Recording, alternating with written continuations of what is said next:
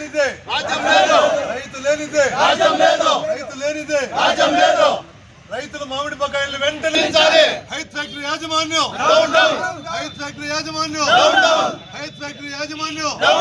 గుజ్జు పరిశ్రమల సిండికేట్ గుజ్జు పరిశ్రమల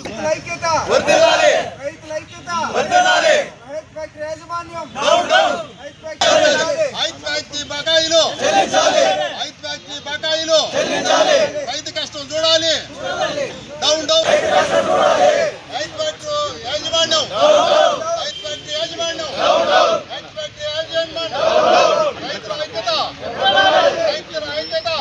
తోలినటువంటి మామిడికాయలకి ఏదైతే గుజ్జు పరిశ్రమల యాజమాన్యాలు ఉన్నాయో ఇంకా కూడా రైతులకు డబ్బు ఇవ్వకుండా, అంటే నెక్స్ట్ ఇయర్ సీజన్ కూడా వచ్చేసింది, 26 సీజన్ కూడా ఇప్పుడు స్టార్ట్ అవుతా ఉంది.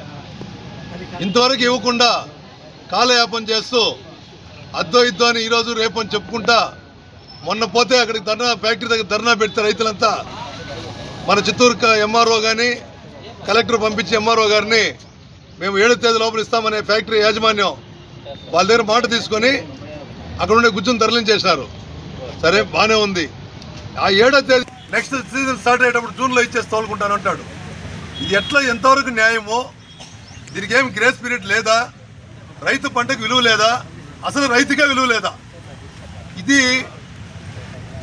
దీనికోసం ఇదైతే మనకు కలెక్టర్ గారు ఏదో చేస్తున్నారు, కానీ వీళ్ళు ఏం చేస్తున్నారంటే ఫ్యాక్టరీలకు మద్దతుగా చేస్తున్నారు, రైతుకు మద్దతుగా ఏది చేయటం లేదు. వీళ్ళు ఫ్యాక్టరీ వాళ్ళు ఏం చెప్తారంటే మేము ఏది చేయలేము, ఇప్పుడేం చెప్తారంటే మళ్ళీ ఈస్ట్ యుద్ధం చూపిస్తున్నారు. ఇప్పుడు ఏదో ఒకటి వీళ్ళకి టైం.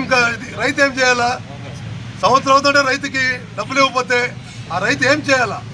మాది ఒకటే ప్రశ్న. రైతు డబ్బులు తోలుకుని 20 రోజుల లోపల ఇవ్వాలా?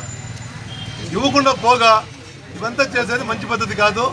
మాకు కలెక్టర్ గారు వెంటనే వచ్చి దీన్ని డబ్బులు తీసేయాల్సిందిగా మేము రైతుల పాపం వాళ్ళు 2 రోజులుగా రిక్వెస్ట్ చేస్తూ ఉంటే మేము కూడా ఇంకా వేరే మార్గం లేదు.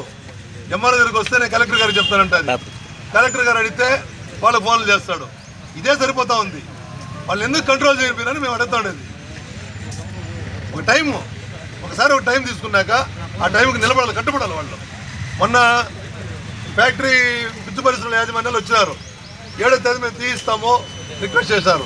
సరే ఏదో ఒక మేము కూడా ఆ రోజు చెప్పాము, ఈరోజు కాదు రైతులంతా రేపు మాట్లాడుకొని చెప్తారంటే మేము చెప్పినారు. ఎంఆర్ఓ గారు పోతే వాళ్ళు అవకాశం ఇచ్చినారు, దాన్ని నిలబెట్టుకోవాలి కదా. మళ్ళీ ఇప్పుడు అడిగితే జూన్ జూలైలో ఇస్తాను, పంటకు ముందు ఇస్తానంట ఫ్యాక్టరీ ఓనరు. ఈ మాదిరి ఉంటే రైతులు ఎవరికి చెప్పుకోవాలా? రైతులకు దిక్కెవరు?